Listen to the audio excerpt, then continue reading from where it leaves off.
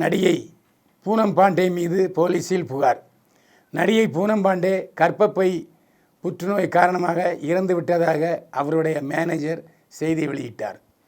ஆனால் மறுநாளே நான் சாகவில்லை, உயிரோடு தான் இருக்கிறேன் என்று அறிவித்தார் பூனம் பாண்டே. இதைத் தொடர்ந்து போலீஸில் அவர் மீது புகார் கொடுக்கப்பட்டிருக்கிறது. இப்படி ஒரு பொய் செய்தி வெளியிட்டு விளம்பரம் தேடுகிறாரா பூனம் பாண்டே? 100 கோடி நஷ்டஈடு தர வேண்டும் என்று ஒருவர் நீதிமன்றத்தில் வழக்கு போட்டிருக்கிறார். மேலாடை இல்லாமல் யாஷிகா ஆனந்த் ஆபாச போட்டோ வெளியிட்டார். நடிகை யாஷிகா ஆனந்த் பல படங்களில் நடித்தார்.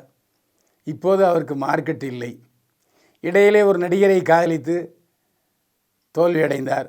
இப்போது அந்த நடிகர் இன்னொரு நடிகரின் மகளை திருமணம் செய்து கொள்ளப் போகிறார். யாஷிகா ஆனந்த் சமீபத்திலே ஒரு விபத்திலே சிக்கி மயிரிழையில் உயிர் தப்பினார். அவருடன் வந்த அவருடைய தோழி அந்த விபத்தில் உயிரிழந்தார்.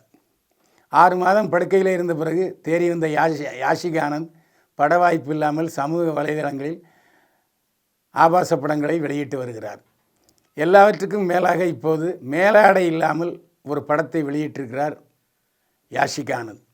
இந்த படத்துக்கு ஒரு சில ரசிகர்கள் வரவேற்பை தெரிவித்த போதிலும் பலர் இதற்கு கண்டனத்தை தெரிவித்திருக்கிறார்கள். இது பற்றி யாஷிகா ஆனந்த் துளியும் கவலைப்பட்டதாக தெரியவே இல்லை. உடலுறவில் எந்த பொசிஷன் பிடிக்கும்? கரீனா கபூர் பதில். சில நடிகைகளிடமும் எக்கு தப்பாகவும் செக்ஸாகவும் கேள்வி கேட்டால் முகத்தை சுழித்துவிட்டு போய்விடுவார்கள். ஆனால் இந்தி நடிகைகள் அப்படி அல்ல. எந்த கேள்வி கேட்டாலும், அது செக்ஸ் கேள்வி கேட்டாலும் மனம் திறந்து பதில்களை சொல்வார்கள். அப்படிப்பட்ட நடிகைகளில் ஒரு கரீனா கபூர். இவர் ஒரு நடிகரைத்தான் திருமணம் செய்து கொண்டிருக்கிறார்.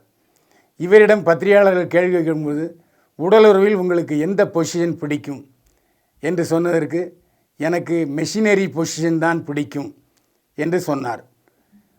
உடலுறவில் எப்போது ஈடுபடுவது உங்களுக்கு மகிழ்ச்சியை தரும் என்று சொன்னதற்கு அதிகாலை வேளையில்தான் எனக்கு உடல் உறவு கொள்வது பிடிக்கும். அந்த நேரத்தில் நான் என்னுடைய கணவருடன் சந்தோஷமாக இருப்பேன் என்று சொல்லியிருக்கிறார் கரீனா கபூர். நேரில் இதுபோன்ற பரபரப்பான தூணுக்களை அறிந்து கொள்வதற்கு ஜெம் சினிமா சேனலை சப்ஸ்கிரைப் பண்ணுங்கள், ஷேர் பண்ணுங்கள். உங்களுக்கு ஒரு முழு நீள சினிமா பத்திரிகையை படித்த உணர்வு கிடைக்கும். மீண்டும் சந்திப்போம். வாழ்க வளமுடன்.